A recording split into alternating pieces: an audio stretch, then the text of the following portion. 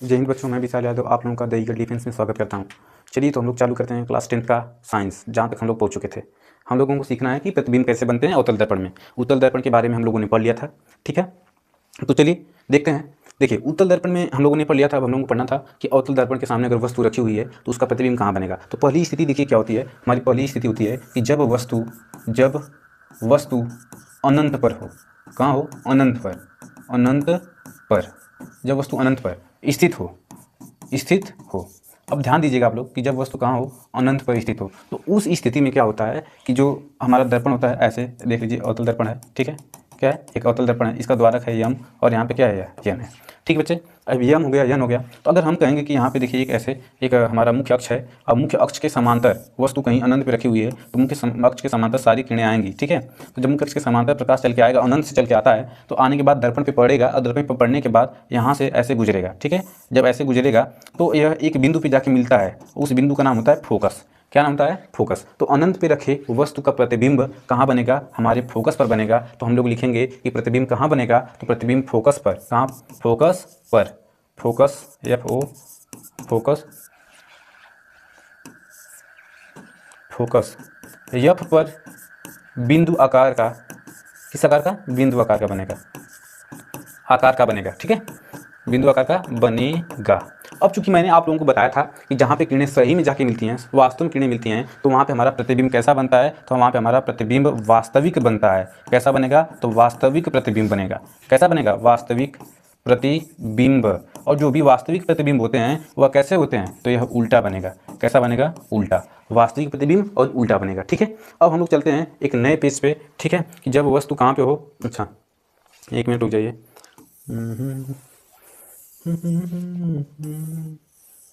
तेरी मोहब्बत में।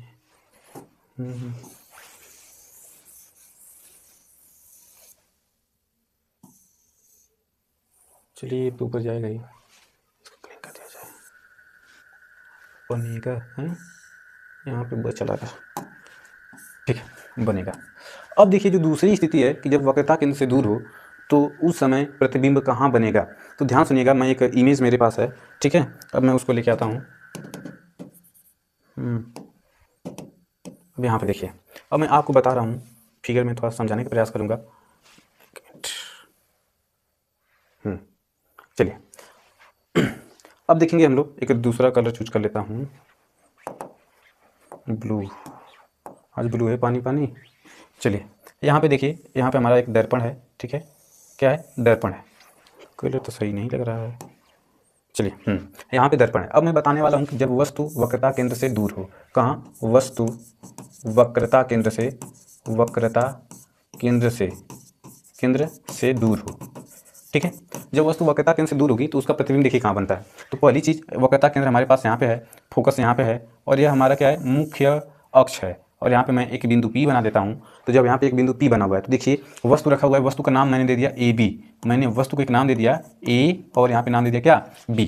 अब देखिए एक यहाँ से प्रकाश किरण चल रही है और यहाँ पे जाके टकरा रही है, ठीक है। और टकराने के बाद मुख्य अक्ष के समांतर जा रही है। तो मुख्य अक्ष के समांतर जाने वाली प्रकाश किरणें अक्सर करके कहाँ से गुजरती हैं? तो मुख्य अक्ष के समांतर जाने वाली प्रकाश किरणें फोकस से गुजरेंगी। कहाँ से गुजरेंगी? फोकस से गुजरेंगी। देखिए यहाँ से फोकस से गुजर रही है। और एक बात सुनिएगा, और फोकस से होकर जाने वाली प्रकाश किरणें कहाँ से? दर्पण पे परावर्तन के पश्चात मुख्य अक्ष के समांतर हो जाती हैं। कहाँ हो जाती हैं? मुख्य अक्ष के समांतर हो जाती हैं। तो जब ये दोनों किरणें जहाँ पे मिलती हुई प्रतीत होंगी, ठीक है, जहाँ पे हमको मिलती हुई प्रतीत होंगी, ठीक है, तो वहीं पे हमारा प्रतिबिंब बनेगा। कहाँ पे बनेगा? प्रतिबिंब बनेगा, ठीक है। तो वक्रता केंद्र पे नहीं बनेगा, ठीक है, ध्यान दीजिएगा।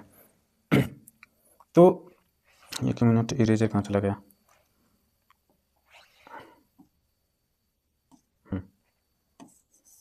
ये चलिए, अब देखो यहाँ पे हमारा यहाँ पे हमारा वक्रता केंद्र था और किरणें आके यहाँ पे मिली हैं, ठीक है, ये यहाँ पे मिली हैं। तो अब इसका नाम हम लोग रख देंगे, इसको रखेंगे A डैश, और इसका नाम हो जाएगा हमारा क्या? B dash. तो उस समय देखिए, ध्यान दीजिएगा, यहाँ पे वक्रता केंद्र है। तो अगर मैं बताऊं कि जब वस्तु वक्रता केंद्र से दूर होती है तो उसका प्रतिबिंब देखिएगा वक्रता केंद्र और फोकस के बीच में बनता है, वस्तु से छोटा बनेगा। कैसा बनेगा? वस्तु से छोटा बनेगा। तो देखिए यहाँ पे लिखा भी होगा, ठीक है। हाँ, इसको इधर कर लिया जाए। हाँ देखिए यहाँ पे लिखा है कि छोटा हो जाओ।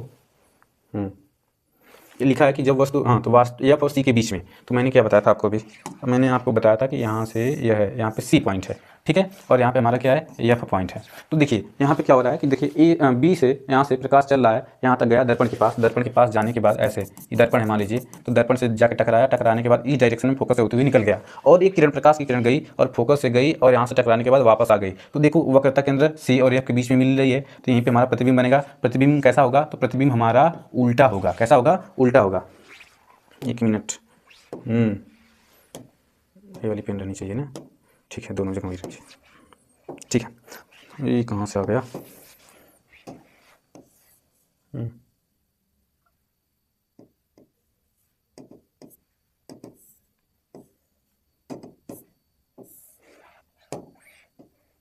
ठीक है। तो हमारा प्रतिबिंब कहाँ बनेगा, तो हम लोग लिखेंगे हमारा प्रतिबिंब, मतलब वस्तु का प्रतिबिंब, वस्तु का प्रतिबिंब, वस्तु का प्रतिबिंब, प्रतिबिंब सी व एफ के, सी व एफ के बीच में बनेगा। अब बीच में कहाँ बनेगा, मतलब कितना बड़ा बनेगा, तो बीच में वस्तु से छोटा बनेगा, वस्तु से छोटा बनेगा, छोटा बनेगा, वस्तु से छोटा बनेगा। और कैसा बनेगा, तो वास्तविक प्रतिबिंब बनता है। कैसा बनता है, वास्तविक प्रतिबिंब बनेगा। कैसा प्रतिबिंब बनेगा, वास्तविक प्रतिबिंब बनेगा, ठीक है। चलिए अब हम लोग चलते हैं अगले पेज पे, इसको छोटा कर दिया जाए। चलिए इसको छोटा कर दे रहे हैं, अगर नोट करना है तो आप लोग नोट कर लीजिए, फिर यहीं पे बता के ख़त्म करते हैं। नहीं तो चलिए अगला पेज ले लेते हैं कि जब वस्तु कहाँ हो, वक्रता केंद्र पर हो। जब वस्तु वक्रता केंद्र पर हो, केंद्र पर हो। ठीक है बच्चा, चलिए इसको देखते हैं। जब वस्तु कहाँ पे हो, वक्रता केंद्र पे हो। अब देखिए हम मानेंगे कि यहाँ पे एक दर्पण है, इस दर्पण को हमने कर दिया कि यह एक अवतल दर्पण है। कौन सा दर्पण है, अवतल दर्पण है। इसका जो है, इसके दो ध्रुव, मतलब बिंदु हो गए एम और एन। अब यहाँ पे एक बिंदु मैं मान लेता हूँ पी, और यहाँ से एक मुख्य अक्ष है इसका, और यहीं से एक इसका फोकस यहाँ पे एफ मैंने मान लिया, और यहाँ पे मैंने मान लिया सी। अब यहाँ से प्रकाश किरण गई और टकराने के बाद, एक मिनट, थोड़ा सा इरेजर का यूज करना पड़ेगा हमको, ठीक है। इसलिए यूज़ करना पड़ जा रहा है क्योंकि लाइनिंग सीधे नहीं हो पा रही है, ठीक है। हाँ, क्या हो गया,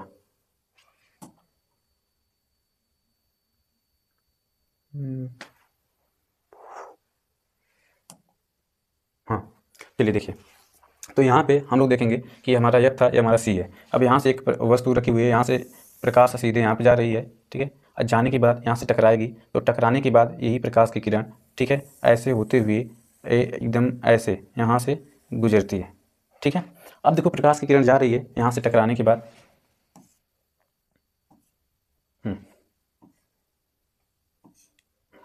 ठीक है। प्रकाश की किरण यहाँ से ऐसे गई, यहाँ से टकराते हुए मुख्य फोकस से जाते हुए वापस लौट गई। अब मैं यहाँ से एक प्रकाश किरण भेज रहा हूँ जो कि फोकस से जाते हुए यहाँ पे गई, यहाँ पे टकराई, और टकराने के बाद यही प्रकाश किरण ये ऐसे यहाँ से टकरा के मुख्य अक्ष के हो गई क्या, समांतर। तो अब यहाँ पे इस वस्तु का क्या बनेगा, हमारा प्रतिबिंब बनेगा, ठीक है। प्रतिबिंब हमारा कैसा होगा, ये हमारा देखिए यहाँ पे क्या था कि एक वस्तु थी, ठीक है। अब देखो जो वस्तु थी यहाँ पे रखी हुई थी, इस वस्तु को हमने नाम दे दिया था ए और बी। अब यहाँ पे वही वस्तु उल्टा बन रही है, तो बी हमारा यहाँ पे हो जाएगा, यहाँ पे ए डैश और बी डैश हो जाएगा। तो चलिए देखिए इसको एक बार फिर से मैं दिखाता हूँ कि जब वो वस्तु कहाँ पे रखी हो, केंद्र सी पे रखी हो, तो सी पे रखने के बाद प्रकाश ऐसे जाएगा, यहाँ से टकराते हुए फोकस निकल जाएगा, और फोकस से प्रकाश जाने के बाद दर्पण से टकराने के बाद मुख्य अक्ष के क्या हो जाता है, समांतर हो जाता है। और जब समांतर हो जाएगा तो यहीं पर जाके मिलेगा, तो यहीं पर प्रतिबिंब बनेगा वस्तु का। और कैसा बनेगा, तो वक्रता केंद्र पर रखी वस्तु का प्रतिबिंब सी पर बनता है। कहाँ पर बनता है, वक्रता केंद्र पर ही बनता है, सी पर बनता है।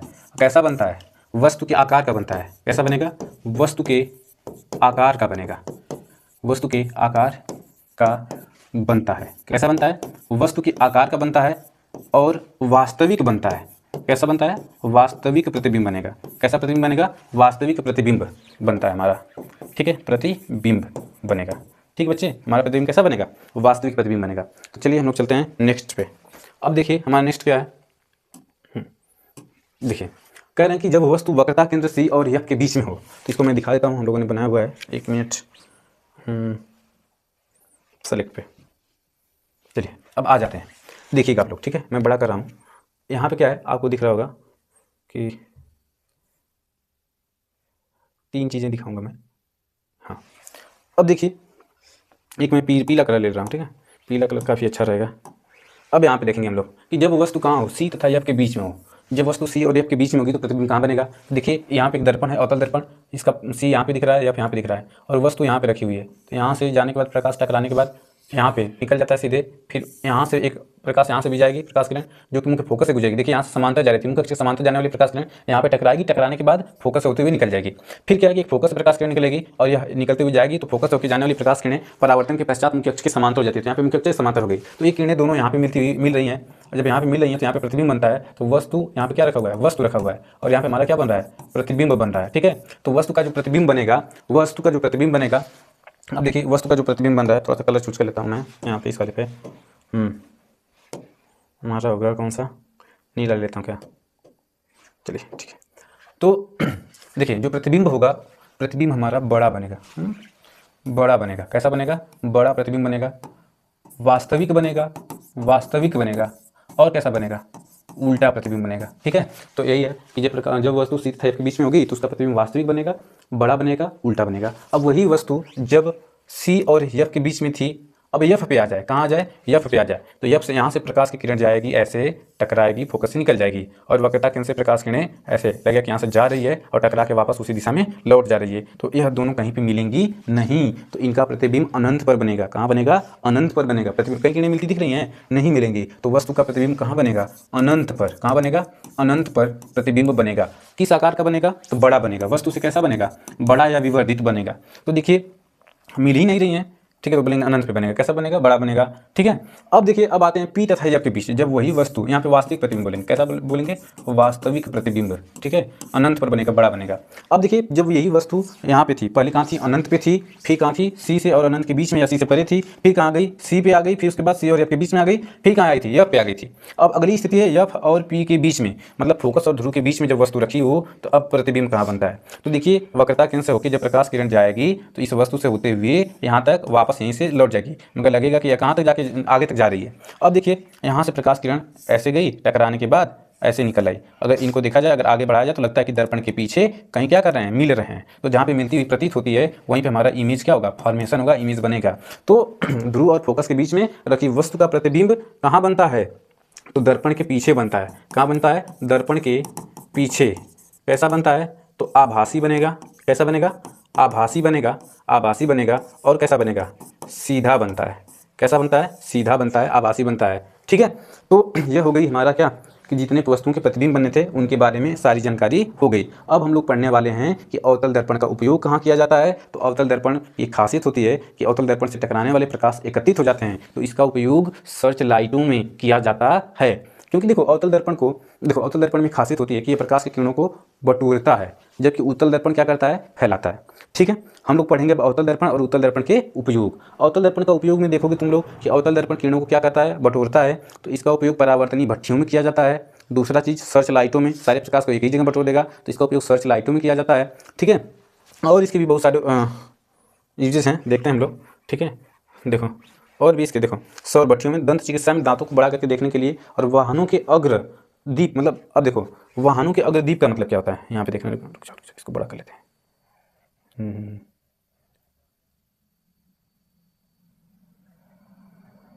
ठीक है, और वाहनों के अग्र दीप मतलब जो आगे हेडलाइट होती है वहाँ पे भी प्रकाश फैला के आगे दिखाता है। ठीक है, तो कुछ प्रकाश फैला के जहाँ दिखाते हैं वो होता है उत्तल दर्पण, और कुछ हेडलाइट दूर तक प्रकाश लेके जाती है, एकदम दूर तक बटोर के। तो जहाँ पे बटोर के दूर तक प्रकाश लेके जाएगी वहाँ पे होगा अवतल दर्पण। जो परावर्तक उसमें लगा होता है, दशा होता है, वो होता है अवतल दर्पण। ठीक है, अब हम लोग चलते हैं अगले पेज पे। अगला पेज है कि अच्छा ठीक है, अब यहीं तक था। उत्तल दर्पण का उपयोग समझ लीजिएगा कि उत्तल दर्पण का उपयोग कहाँ किया जाता है। तो देखो उत्तल दर्पण में हमेशा वस्तुएं छोटी बनती हैं, सीधी बनती हैं, वस्तुओं के प्रतिबिंब सीधे बनते हैं, छोटे बनते हैं। तो उत्तल दर्पण का प्रयोग जिसे हम लोग बाइक वगैरह, ट्रक वगैरह में देखते हैं। अच्छा बाइक है, बाइक में छोटा सा शीशा होता है, जो मिरर होता है छोटा होता है, वो कौन सा मिरर होता है? तो वो होता है उत्तल दर्पण। उत्तल मतलब कन्वेक्स मिरर। अब देखो छोटा होता है, मगर पीछे आने वाली बड़ी बड़ी गाड़ियाँ, ट्रक वगैरह, उनको उसमें दिखा देता है। ट्रक जितना बड़ा है उतना बड़ा जो उसका इमेज होता है, उतना बड़ा इमेज हमको क्या है कि मिरर में अगर प्लेन मिरर रहेगा तो नहीं देख पाएंगे। ठीक है, तो उसके लिए हमको लेना पड़ता है उत्तल दर्पण। उत्तल दर्पण में क्या होता है कि बड़ी से बड़ी वस्तु का जो प्रतिबिंब होगा छोटा बनेगा। कैसा बनेगा? छोटा बनेगा, इमेजिनरी बनेगा। तो इसीलिए उत्तल दर्पण का उपयोग हम लोग साइड मिरर के रूप में करते हैं। किसके रूप में करते हैं? साइड मिरर के रूप में करते हैं। ठीक है, अब हम लोग आने वाले हैं कि दर्पण का सूत्र क्या होता है। ठीक है, तो चलिए देखते हैं दर्पण का सूत्र। सबको बता दूं कि दर्पण का जो सूत्र होता है 1/F बराबर 1/V प्लस 1/U, या भी U है यहाँ पे। ठीक है, U यह है हमारा किसका सूत्र? दर्पण का सूत्र। दर्पण का सूत्र। ठीक है, ये हो गया हमारा दर्पण का सूत्र। अगर कोई पूछे कि देखिए यहाँ पे एफ क्या है, तो हम बोलेंगे एफ फोकस दूरी है, एफ बराबर फोकस दूरी। ठीक है, एफ बराबर फोकस दूरी। ठीक है, यहाँ पे भी लिखा है कि एफ का मतलब होता है कि फोकस दूरी, और जो भी होता है हमारा, भी मतलब होता है भी। यहाँ पे ये लाइटिंग कुछ गड़बड़ लग रही है। देखो, जो भी होता है प्रतिबिंब की दूरी होती है, प्रतिबिंब की दूरी जो भी होता है प्रतिबिंब की दूरी होता है। किसकी दूरी होता है? प्रतिबिंब की दूरी। ठीक है, अब आते हैं हम लोग यू क्या होता है? वस्तु की दूरी होती है। वस्तु दर्पण से कितनी दूरी पर रखा है? वस्तु की दूरी। ठीक है, अब देखो तुम लोग को बता दूं कि अब जो हमारा कौन सा पॉजिटिव लिया जाता है, कौन सा निगेटिव लिया जाता है। तो एक मिनट रुक जाइए, इसको मैं यहाँ पे कर लूँ। एक मिनट, इसको इधर करते हैं। हाँ ठीक है, अब चलिए ध्यान दीजिएगा। ठीक है, अब देखो जब भी हम दर्पण लेते हैं तो यहाँ पे मान लीजिए ये कोऑर्डिनेट होता है, यहाँ पे ये अवतल दर्पण है। तो अवतल दर्पण में इधर रखी हुई वस्तु की दूरी, वस्तु इधर ही रखी जाती है अवतल दर्पण में। तो अवतल दर्पण के लिए क्या होता है, यहाँ पे दर्पण लिख लेते हैं ऐसे, दर्पण। ठीक है, दर्पण में कौन से? अवतल एक तरफ, अवतल, और एक तरफ उत्तल। ठीक है, अब देखिए जो उत्तल होता है, उत्तल दर्पण ऐसे होता है, अवतल होता है ऐसे। तो उत्तल दर्पण की फोकस दूरी इधर होगी, तो यह हमेशा क्या होती है? एफ उत्तल दर्पण के लिए क्या होता है? हमेशा एफ बराबर होता है पॉजिटिव। अवतल दर्पण में फोकस मतलब वक्रता केंद्र इधर होगा, फोकस इधर होगा, तो अवतल दर्पण के लिए एफ का मान हमेशा क्या होता है? निगेटिव होता है। क्या होता है? निगेटिव। एक चीज और देखना है आप। ठीक है, अब देखो वस्तु हमेशा किधर रखी जाएगी? इधर रखी जाएगी। तो अवतल दर्पण हो चाहे उत्तल दर्पण हो, यू का मान हमेशा क्या आता है? निगेटिव आता है। क्या आता है? हमेशा निगेटिव। ठीक है, उत्तल दर्पण में क्या होता है कि जो प्रतिबिंब होता है हमेशा इधर बनता है, तो यहाँ पे हमेशा इसका मान पॉजिटिव आएगा। मगर अवतल दर्पण के लिए भी का मान कभी कभी पॉजिटिव भी होता है, मतलब निगेटिव भी होता है। एक मिनट, हाँ, कभी कभी इसका मान निगेटिव और पॉजिटिव दोनों लिखा जाएगा। ठीक है, जो प्रतिबिंब की दूरी होगी धनात्मक, अगर इधर बनेगा तो धनात्मक होगा, इधर बनेगा तो ऋणात्मक होगा। ठीक है, अब हम लोग पढ़ेंगे आवर्धन क्या होता है। ठीक है, तो आवर्धन की जो डिफिनीशन होती है उसको हम लोग पढ़ेंगे। ठीक है, देखिए कोई पूछे आवर्धन, ठीक है बच्चा। ठीक है, तो हमसे कोई पूछे कि अगर आवर्धन क्या होता है, तो जैसे हम कहेंगे कि कोई वस्तु है, उस वस्तु का क्या बनता है? इमेज बनता है, प्रतिबिंब बनता है। तो वह प्रतिबिंब उस वस्तु से कितना बड़ा बना है, अगर बड़ा नहीं तो छोटा, कितना छोटा बना है।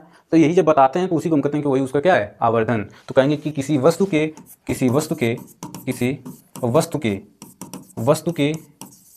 प्रतिबिंब व किसी वस्तु के प्रतिबिंब व वस्तु की लंबाई के अनुपात